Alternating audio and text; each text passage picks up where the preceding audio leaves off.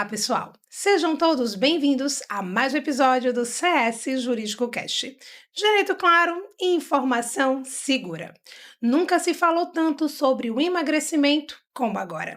Medicamentos que viralizam nas redes sociais, suplementos vendidos como solução rápida, aquelas dietas hipoproteicas, balinhas de vitamina prometendo energia e metabolismo acelerado.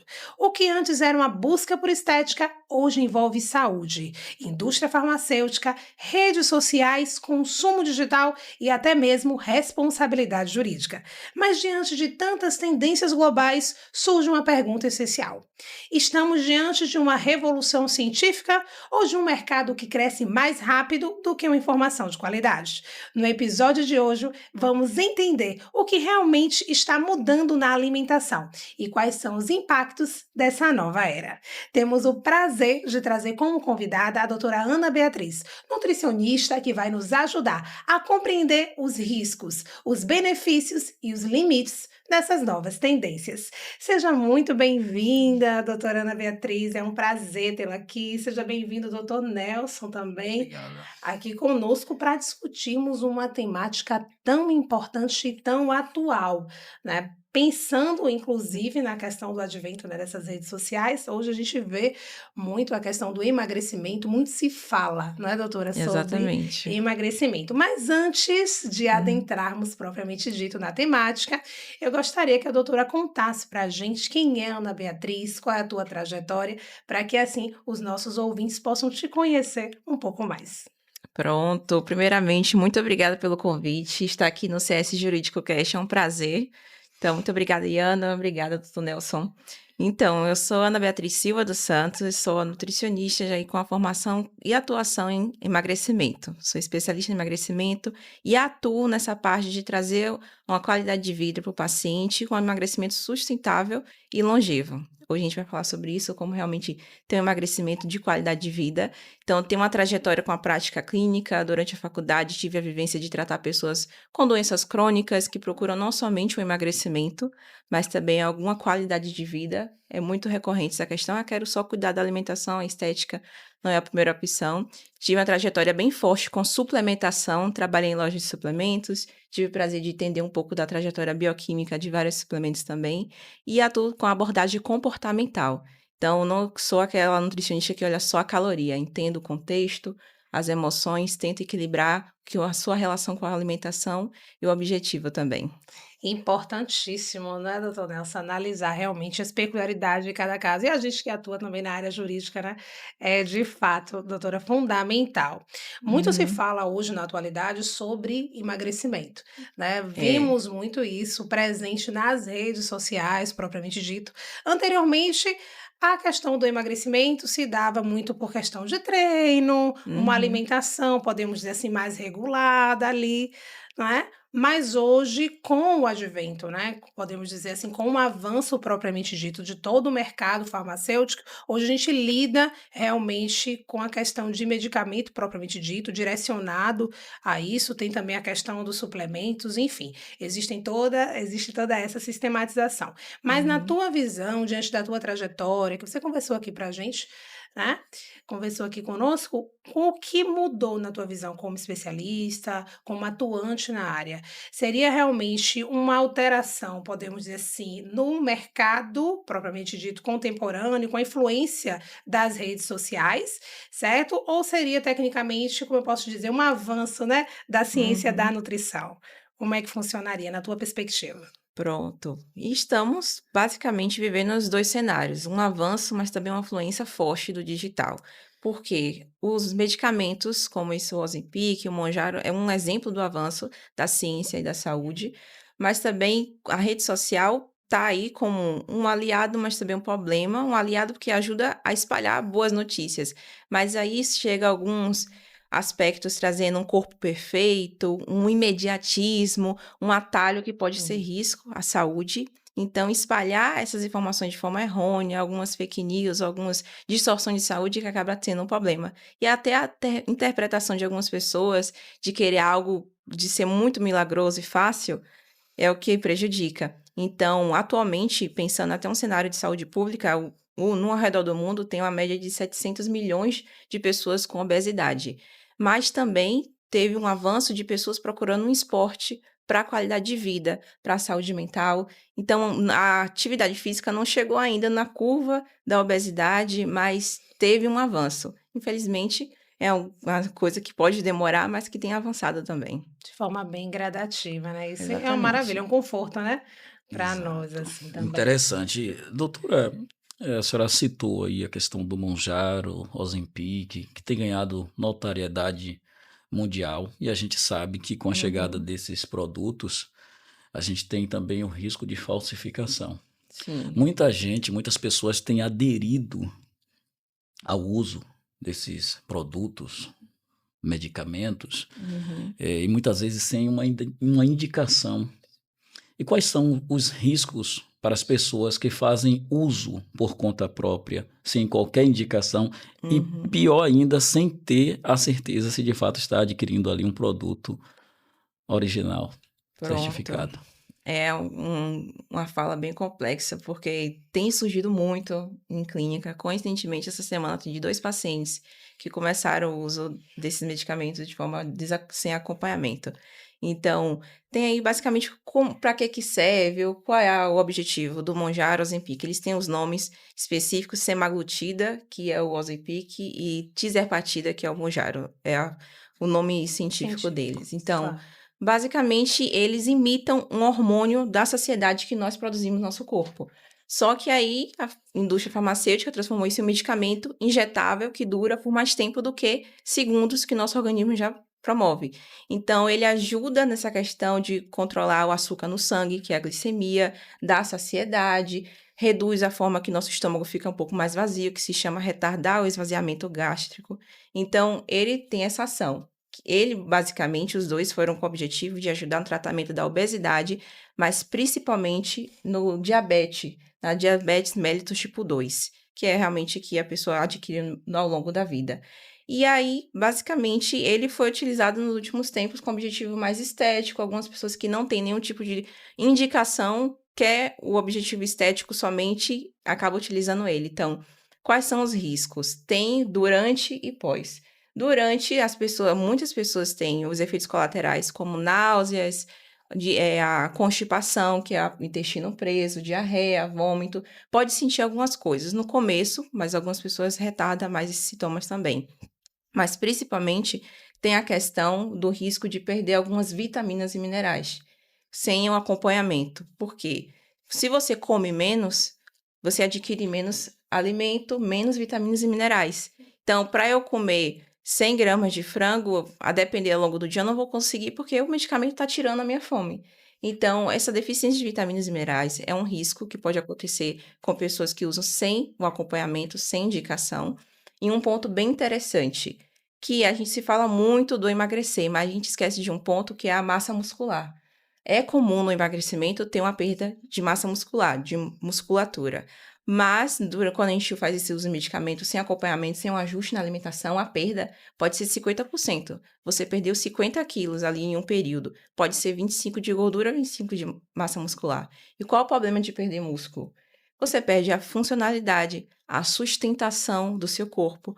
Pensa que é como... Você pode até... Uma analogia que eu gosto de fazer com meus pacientes é que é como mexer numa casa e tirar a sustentação. A casa pode cair. Então, emagrecer sem um acompanhamento, sem um ajuste na dieta, você mexer na sua casa e pode cair de forma que vai ser mais difícil reconstruir. Então, quando se fala em uso sem indicação, tem esses riscos de vitaminas, de perda de massa muscular, de ter um reganho, porque quando você para o medicamento, sua fome vai voltar futuramente, devagar, mas vai voltar. Então, tem esse risco de saúde, que não é só a perda do peso, mas sim a perda de massa, a deficiência de algumas vitaminas. E quer dizer que ao final ainda tem um risco do chamado efeito sanfona? É, Porque pode se a pessoa ocorrer. para de fazer uso, ela Ainda pode, tem isso. Uhum, sem querer fazer propaganda e longe disso aqui, mas é porque eu tenho visto ultimamente, inclusive de perto, pessoas que uhum. tinham uns quilinhos a mais e de repente está fitness, só que muito rápido. Sim. Não sei se está fazendo uso do produto, não estou aqui para apontar o dedo, nem julgar, nem dizendo que é certo ou errado, né? Uhum. Apenas quem faz uso, que utilize com responsabilidade. Exatamente. Com orientação profissional, né, fundamental. Mas a gente vê isso, está muito, podemos dizer assim, previsto, né, na mídia, principalmente agora, né, podemos dizer assim, que o medicamento, né, e o termo utilizado atualmente é a questão do Mounjaro, né, Uhum. muita gente Isso. está utilizando com a ideia de complementação aí, certo, nesse processo de emagrecimento propriamente dito. Mas além da questão desses medicamentos, outro fenômeno também, doutora, que é muito falado é sobre suplementos alimentares, né? Uhum. Muito se fala sobre a questão da creatina, existem também aquelas balinhas vitamínicas, Sim, né? Esse é o yes. termo propriamente dito, Hum. né? Que promete uma espécie de solução prática, né? E muitas pessoas, infelizmente, até por ausência de conhecimento propriamente dito, Uhum. acabam utilizando esses medicamentos sem uma devida avaliação profissional, sem buscar propriamente dito, um nutricionista que entende, que tem um conhecimento ali específico, propriamente dito, para atuar e fornecer, né, a melhor orientação possível. Então, diante desse cenário, acaba utilizando muitas vezes a creatina sem uma orientação, certo? Que podemos dizer assim, que é o termo, né, o suplemento, né, 10. mais conhecido, né, é ele, mas existem riscos diante desse cenário, certo? Utilizar de forma, como eu posso dizer, Prescrição. sem determinada prescrição, Uhum. com uma dosagem muito maior, porque a partir do momento que a pessoa utiliza, né, acredita, podemos dizer assim, naquele marketing que é utilizado muitas Uhum. vezes, né, e não tem um conhecimento técnico, e ela acredita que aquilo ali vai proporcionar a questão de um emagrecimento ou melhorar a qualidade de vida, enfim, e ele acaba utilizando sem uma prescrição, sem a dosagem correta, né, obviamente isso gera riscos, enfim. Qual é Uhum. a tua perspectiva, né, perante esse cenário? Pronto. Então, saúde não é empilhamento de cápsulas. Gosto de falar isso para alguns pacientes, porque eles já vêm para a consulta e falam lá que: "Ah, já comprei minha creatina, viu, Nutri? Já comprei meu whey". Eu falei, antes de falar comigo, antes de marcar nossa primeira consulta, eu falei: "Espera aí, vamos avaliar a necessidade de você utilizar". Tem alguns riscos quando se fala em um termo um pouquinho difícil, hipervitaminose, que é um excesso de vitaminas, mais do que seu corpo precisa. Isso acontece com alguns suplementos, um multivitamínico famoso, em uma farmácia que a gente compre. Então, tem um risco de você gerar uma toxicidade. O excesso dessas vitaminas no nosso corpo é prejudicial. Então, isso não acontece com a alimentação, porque a nossa alimentação, os alimentos têm de forma distribuída, a gente distribui ao longo do dia. Mas você consumir várias cápsulas concentradas, vitamina A, vitamina D, por exemplo, parece nocivo, mas é tóxico em excesso no nosso corpo. Então, tem esse fator. E além disso, tem a questão do investimento financeiro. É Isso, como você pois. tá ali em uma rua cheia de buracos, tapar os olhos e ir andando, você vai acabar caindo. Então, pode desviar de um investimento na saúde que você necessariamente precisa. Então, entra aí uma avaliação de você fazer os exames, ter um acompanhamento médico, ter um acompanhamento nutricional, ver que está faltando uma deficiência de alguma vitamina, como vitamina D, que está muito comum agora. A cada 10 pacientes que atendo, 8 tá com a vitamina D baixa. Dificuldade de se expor ao sol, a depender da rotina. Eu imagino no escritório, a exposição é um pouco Sim. difícil. Então, tem-se necessário uma avaliação. Então, esse é o excesso das vitaminas, a dificuldade do investimento também. E além disso, a questão da creatina é bem comum, atualmente está sendo utilizada, o que é um suplemento que ajuda na produção de energia do nosso corpo. E na maioria dos indivíduos não tem uma toxicidade, mas aquela questão, está precisando usar no momento? Precisa ser avaliado. Em algumas pessoas com um comprometimento renal, tem-se ter uma atenção maior no uso da creatina. Mas a maioria dos indivíduos com atividade física ativa acaba sendo uma recomendação tranquila, mas precisa necessária uma avaliação. É de fato fundamental, mas Uhum. Doutora, eu tenho observado que muito tem se difundido nas redes sociais a questão do aumento da proteína. Inclusive, Uhum. tem muitos influenciadores que fazem vídeos apenas com o prato ali da carne bovina, do Uhum. frango, e cortando carboidratos, e difundem isso como se fosse uma regra para todas as Uhum. pessoas. E sabemos que, obviamente, deve ter algum risco. E qual seria o ideal? Há critérios de acordo com o biotipo da pessoa, se essa pessoa deve ou não ingerir mais proteínas do que carboidratos, quais são os níveis diários, por assim dizer? Pronto. Nós nutricionistas fazemos um cálculo para ter uma base da quantidade de proteína que cada indivíduo precisa. Então, isso depende do peso, da altura, da rotina do indivíduo. Então, é totalmente personalizada. Então, tem uma quantidade e a proteína é importante, mas carboidrato e gordura também. São os chamados macronutrientes. São os nutrientes que dão energia para o nosso corpo. Proteína tem caloria também, algo que algumas pessoas podem ficar surpresas, que, vou fazer minha dieta de proteína porque eu vou emagrecer. Então, proteína tem a caloria, carboidrato também é a nossa principal fonte de energia, tanto que nosso corpo estoca carboidratos também nos músculos, e a gordura também faz parte. Nossos hormônios são produzidos a partir das gorduras. Então, nada se corta, é sobre distribuir de forma assertiva. Então, a proteína, sim, tem um risco, porque pode gerar até um excesso de desconforto abdominal, como um excesso de gases, uma dificuldade na digestão. Se for uma proteína um pouco mais gordurosa, como algumas carnes vermelhas, pode influenciar um ambiente proporcional para aumentar o colesterol, por exemplo. Então, tem esse risco da saúde, de equilibrar. E, além disso, você priorizando tanto as proteínas, você pode acabar esquecendo dos outros alimentos, dos outros nutrientes, e acabar tendo uma dificuldade, um desequilíbrio de algumas vitaminas e minerais no seu corpo. Perfeito. Deixa eu aproveitar e fazer rapidamente aqui 2 perguntinhas fora do escopo. Aproveitando, já fazendo uma consulta aqui, né? Eu tenho, por exemplo, 1,70 m de altura, 68 quilos. O que seria ideal para uma pessoa com esse meu biotipo? Tem calculadora aí? Fácil? A gente já pode dar um exemplo aqui. A gente pode ver rapidamente. Nelson, aproveitando para fazer a consulta dele. Você faz atividade física? Tá sedentário? Como é que tá? Ultimamente não tenho feito atividades físicas, não. O tempo, né, doutor? tempo, Rotina. Vamos atribuir ao trabalho. Tem uma margem, assim, para um indivíduo que tá saudável, não tá com um objetivo estético, é uma média de recomendação da base científica de 1 a 1,5 por quilo de peso. Então, a gente faz uma multiplicação.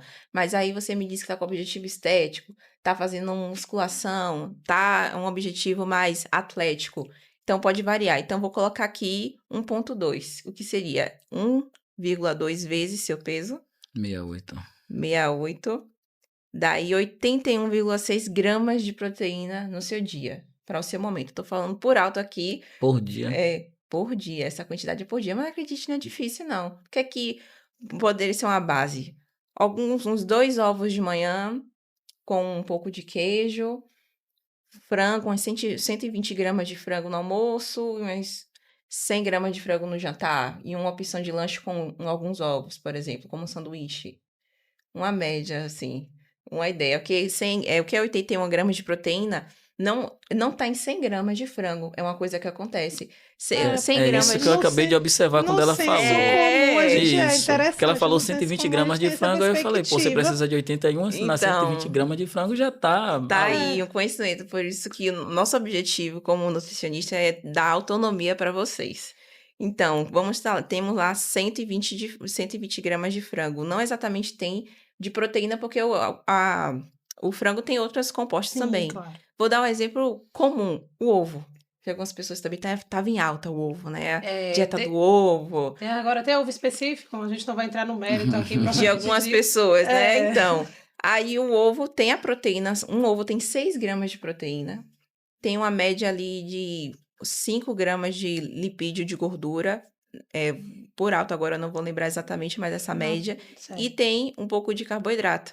Então, todos os alimentos têm uma proporcionalidade de alguns nutrientes. Só vegetais, frutas, não tem proteína, a concentração é mínima. Mas esses alimentos macros, como ovo, pão, tem carboidrato, proteína e gordura, em proporções diferentes. Então, por isso que cabe a distribuição mais adequada. Só mais uma, rapidamente. A questão do feijão, do arroz, é porque as redes sociais eu vejo muita gente entrando como se fosse uma febre, e aí dizendo que eu cortei o macarrão, eu cortei o arroz, eu cortei o feijão, porque não tem proteína. Enfim, não tem nutrientes, segundo essas pessoas. Segundo essas pessoas. A senhora, como especialista na matéria, o que teria a dizer, até mesmo para o público de casa, sobre essa questão? Pronto. Eles são alimentos que podem fazer parte da rotina do indivíduo. A quantidade e a frequência que varia. Um indivíduo que tem a relação com carboidrato como um diabético tem que ter cautela na quantidade. Toda doença crônica tem alguns alimentos que tem que ser uma cautela. Eles podem sim fazer parte, não é um alimento vilão. Então, o macarrão é fonte de carboidrato, por exemplo. Então, ele age ali como substituto de um arroz. O feijão já é interessante porque ele tem alguns aminoácidos, que é um componente muito interessante para o nosso corpo. Tem fibras que ajudam na saúde do nosso intestino, dá saciedade. Então, pode combinar os dois, mas aí a quantidade e como você come, que é o contexto, que deve ser notado. Então, nenhum alimento é vilão. Claro que tem alguns que você precisa evitar, primordialmente, né? Mas não é fazer um não para o resto da vida. Mas todos os alimentos que eu gosto de dizer, muitos alimentos que saem da terra, são as bênçãos que a gente pode comer com uma certa frequência. É controlar a quantidade e até a forma de preparo. Um feijão com alguns embutidos, né? Com a carne ali, um charque, tem que ter cuidado na quantidade do charque que se coloca no feijão. Mas o feijão é um dos alimentos mais nutritivos que temos. Tanto que alguns vegetarianos, veganos, eu fui vegetariana por 2 anos. Fiz uso de feijão todos os dias, com um volume maior, mas eu tive uma quantidade calculada para a minha realidade. Perfeito. Perfeito, maravilha, não é? Então, tudo está correlacionado, por assim dizer, doutora, à forma com a qual nos alimentamos e não necessariamente a questão do alimento propriamente dito. Exatamente. Não é isso? Porque muito se fala em tirar, como o doutor Nelson bem ponderou, a questão do macarrão, das massas, assim, de forma geral, mas se a gente se alimentar de forma comedida, certo? Automaticamente a gente vai poder, né, ter acesso também a essa alimentação e manter a nossa vida saudável, o nosso peso, não é? Tudo certinho. Um outro ponto que muito se fala também, e eu já ouvi muitos profissionais falando sobre isso, é a questão da utilização da água nesse processo de emagrecimento, certo? Tanto que tem uma nutricionista que eu acompanho muito, e ela fala, né, que é Karina, ela fala muito sobre a questão da necessidade de você ter, como eu posso dizer, consumir uma determinada quantidade de água por dia, enfim. E isso ajuda automaticamente no emagrecimento e também naquela ideia de saciedade alimentar, se é o termo, né? Esse termo específico, que ela fala muito, certo? Então, como é que a doutora vê nessa perspectiva? Ajuda realmente, né? Essa questão do consumo da água de forma diária e tem, de acordo com o seu peso, não é isso? Tem um cálculo específico, que é de acordo com o peso da gente, estabelece o consumo de água diário, não é isso? Exatamente. A quantidade do peso vezes uma média que a gente utiliza, 35 a 40%, a 40 ml de água por peso. Basicamente essa média. Algumas pessoas que praticam alguns esportes, alguns atletas, até bebem mais, de 50 ml vezes o peso. Então, se eu tenho ali 35 vezes 68, que é o seu peso, a gente vai ter a quantidade de água mínima para você beber no dia, por exemplo. E é por dia. Então, a média brasileira 35 ml vezes o meu peso. Isso. Se quiser botar uma calculadora, a gente faz agora. Para você saber, né? Os quantos de água você precisa consumir. Aproveita. Então... 35... 35 vezes o peso. 68. Aí... E a gente precisa fortificar essa cultura ml, de utilização da água. Quase 2,5 litros. Porque com a correria do dia a dia a gente nem utiliza, a gente nem consome. Não, né, precisa. Assim. Eu devo consumir aproximadamente 2 litros. Mesmo, Nelson? Gente, isso é raríssimo. Eu tiro assim por mim especificamente. Porque eu tenho uma dificuldade muito grande de consumir água. Até por conta da correria do dia a dia, a gente sai, toma aquele café rápido, né? Vai para o escritório e a gente, que é advogado, não sei se é a realidade também do Dr. Nelson, mas... somos assim, consumimos muito café, né, durante o dia. Aí a gente intercala, né, Nelson? Aí tem o cappuccino, né, tem o café propriamente dito, enfim, tem várias modalidades aí pelas cápsulas da vida, né? Mas a gente usa muito a questão do café e automaticamente quando meu ponto de vista, tá? Leigo, porque eu não sou especialista no assunto. Mas a partir do momento que eu tô consumindo ali o café, o líquido, meu subconsciente, de certa forma, tá saciando a questão, a ideia da sede. Entende? Mas eu tenho a perspectiva que isso é bastante prejudicial, até mesmo porque nada substitui a água. Mas muitas vezes eu já, por exemplo, já constatei no final do dia e chega para tomar 2 copos de água é uma dificuldade. Teve dia, por exemplo, que eu cheguei em casa, depois de toda a rotina do escritório ali, consumindo café, tanana, tanana, e eu cheguei em casa e fiz assim, gente, eu não tomei um copo de água hoje.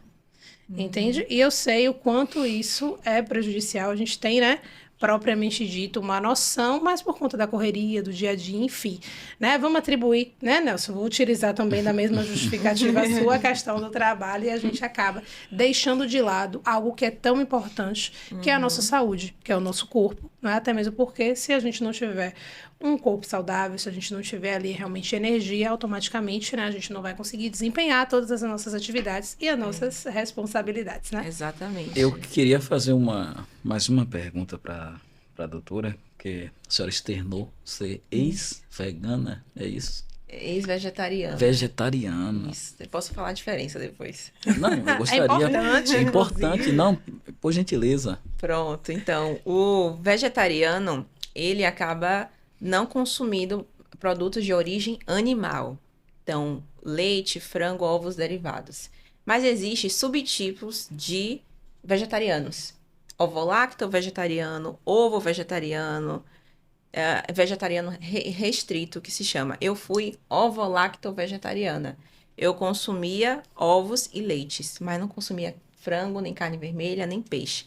Então, o vegetariano é uma relação com o alimento. Ele não come produtos de origem animal. Já o vegano, ele vive um estilo de vida evitando a ligação com animais. Então, ele evita roupas, ele participa de alguns eventos focados em salvar os animais. Ele tem um estilo de vida que promova o planeta e proteção dos animais. Então, não é só alimentação, é mais como um todo. Ele não consome nada de origem animal. Então, é vegetais e plantas. Então, é mais um estilo de vida o vegano. Interessante. Eu tenho uma crítica em relação à questão da pessoa que torna-se vegano e quer, tipo, fazer disso uma religião e converter outras pessoas. Porque o mundo animal, a selva, nós somos seres humanos. A ciência classifica como animal racional. O que difere a espécie humana dos animais é justamente a capacidade de consciência, de raciocínio, de interlocução, de comunicação, de fala. Mas você vai olhar a natureza e vai perceber que existe ali um equilíbrio. Os próprios animais acabam consumindo uns aos outros, independentemente do tipo da espécie, de todas as espécies. E o ser humano consome a carne animal. Mas o pessoal que são os veganos, eles fazem uma crítica e saem em defesa dos animais, e nada contra defender os animais, obviamente, mas eu penso que você não deve condenar alguém que faz uso da carne animal, da proteína animal, simplesmente porque você não faz uso. Você decidiu não fazer uso e aí você vai criticar e condenar quem faz. Então isso ao meu ver, é algo totalmente equivocado. Não, eu concordo na questão da crítica, de forçar. Não, é respeito. Ele não tá, a pessoa que não come a carne está respeitando quem não come, ele deve fazer o mesmo. Eu moro com uma pessoa vegana. Eu fiz esse prato aqui vegano, você quer experimentar? Quero. Vou fazer essa semana toda vegana. Você que se vire para preparar seu prato, aí já é complicado. Então, essa parte extrema de viver recomendando, não recomendar, mas obrigar, essa questão também realmente é algo complicado. É viver o respeito, realmente. De fato, doutora. É a questão do consenso, né? Eu acredito que a gente consegue dentro, né, da nossa sociedade, dentro da nossa casa, como bem a doutora pontuou, né? Porque existem também pessoas, né, dentro da nossa casa que tem uma cultura alimentar, que tem uma opção alimentar diferente da nossa. Acredito que com consenso a gente consiga resolver todos esses pontos, esses impasses. Mas realmente, doutor Nelson, importantíssimo a sua observação. Viu? Diante desse cenário, doutora, trazendo assim para a nossa sociedade em si, a gente está vivendo muito a questão do imediatismo, não é isso? Hoje, até com o advento da tecnologia, eu acredito que esteja influenciando toda a sociedade, não é? Então, tudo começa e acontece muitas vezes com apenas um clique, então existe toda essa sistematização. E eu acredito também que isso, essa ideia de imediatismo, obviamente, não foge também da tua área, não é? Então, como se evidencia muito a questão da busca propriamente dita por emagrecimento, vem aquela questão, hoje, como é que os nossos ouvintes, como nós, propriamente dito, conseguimos ter esse emagrecimento de forma saudável? Quais seriam as suas recomendações como especialista na área, certo? Diante de toda a contextualização, de tudo que a gente trouxe aqui, a questão de uso desses medicamentos, né, com orientação a partir de agora, a partir do momento que a gente já tem, né, que os nossos ouvintes já têm um determinado conhecimento, né, por um profissional especialista, da importância de consultar, ou seja, existem vários, como eu posso dizer, requisitos, né, que precisam ser cumpridos, precisam ser avaliados propriamente dito para o uso daquela medicação, mas enfim, diante desse contexto geral, né, da busca de todos nós, e eu me incluo nessa também, né, na questão do emagrecimento, como é que a gente pode buscar esse emagrecimento de forma saudável, propriamente dita, na sociedade de hoje, né, que traz muita questão do imediato, da rapidez, da celeridade, enfim. Pronto, então, assim, pensando na questão do emagrecimento sustentável, a gente ensinar para o paciente a importância de alguns alimentos e tirar essa ideia da dieta e da exclusão, do proibido. Então, é entender o que eu falei anteriormente, de cada alimento tem sua importância, saber distribuir bem, ensinar ele a ter essa autonomia. Todos nós temos direito temos direitos, né, de saber para que o alimento serve, temos que ter o conhecimento, mas o profissional nutricionista é que vai compartilhar esse conhecimento de forma adequada sobre o alimento. Então, os benefícios de ter um emagrecimento sustentável é você saber distribuir os alimentos, saber a distribuição da quantidade, saber fazer os substitutos, e a gente tem essa questão de evitar esse reganho de peso quando a gente tem um emagrecimento mais longevo.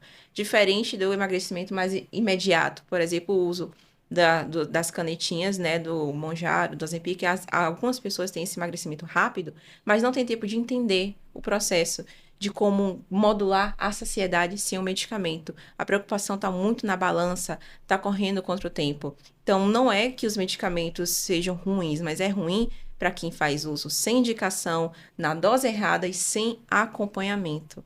Não existe você buscar o emagrecimento a partir das canetinhas sem uma indicação médica. Primeiramente, é o contato com o médico, vem um nutricionista, em vários casos, personal que precisa praticar atividade física, quem está fazendo uso dos medicamentos, por exemplo.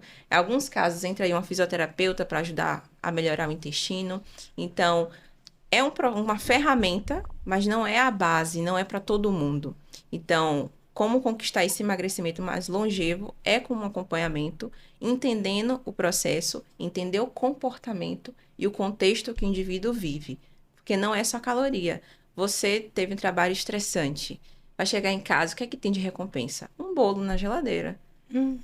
Aí, como é que vai... Quem é que ensina isso? A questão do comportamento do alimento. O nutricionista pode te ajudar. Mas aí você tá ali com a questão que a ansiedade está todos os dias te acompanhando. Aí eu indico para vários pacientes, um terapeuta, um psicólogo, porque ele ali vai entender, a identificar as suas emoções, para você não comer mais elas. Então, a gente tem alguma abordagem comportamental para ajudar com algumas estratégias, mas em muitos casos eu indico até uma terapia para ajudar a complementar, a identificar essas emoções e evitar descontar na comida. É interessante essa perspectiva, porque eu estava vendo até um estudo sobre isso, né? Que a alimentação, ela está muito correlacionada às nossas emoções. Totalmente. Como a gente se sente, a questão da ansiedade, como bem a doutora pontuou, né? Muitas pessoas que sofrem de ansiedade, propriamente dito, elas acabam consumindo, como eu posso dizer, atribuindo, podemos dizer, a questão do consumo exacerbado da alimentação inadequada, enfim, isso é bastante interessante. Ou seja, é fundamental, né? Espaços como como esse, para que a gente possa realmente disseminar um conteúdo de qualidade com convidados especialistas que, obviamente, possam esclarecer, né, para os nossos ouvintes e para nós mesmos, né, como profissionais propriamente ditos. Bom, doutora, é muito bom tê-la aqui conosco. Fica aqui os nossos agradecimentos pela sua participação, por todo esse conjunto de informações relevantes para nós e para o público de casa. E aqui, como sempre, temos o costume de abrir espaço para que o convidado deixe uma mensagem reflexiva, uma orientação, uma dica, e está facultada a palavra. Pronto, muito obrigada. Então, para o público de casa, eu deixo a mensagem que espero que vocês saiam desse episódio entendendo que a comida de verdade é a alimentação, é a saúde mais sólida que vocês podem ter, que é a comida de verdade. O suplemento, os medicamentos, eles são ferramentas que para algumas pessoas podem funcionar, mas uma ferramenta sem estratégia e acompanhamento e constância não funciona de forma adequada. Então, é sobre equilibrar. Você está fazendo o básico bem feito? O que é o básico? É o comer mais alimentos saudáveis, evitar aqueles industrializados, se bebendo mais água, se exercitando. Então, é o básico. E algo que acho bem interessante é que a busca tem sido mais recorrente, mas faça uma busca com um acompanhamento nutricional, se precisar, um médico. Então, invista na sua saúde. Algo interessante que eu falo para alguns pacientes, empresários, cuide do CPF antes do CNPJ.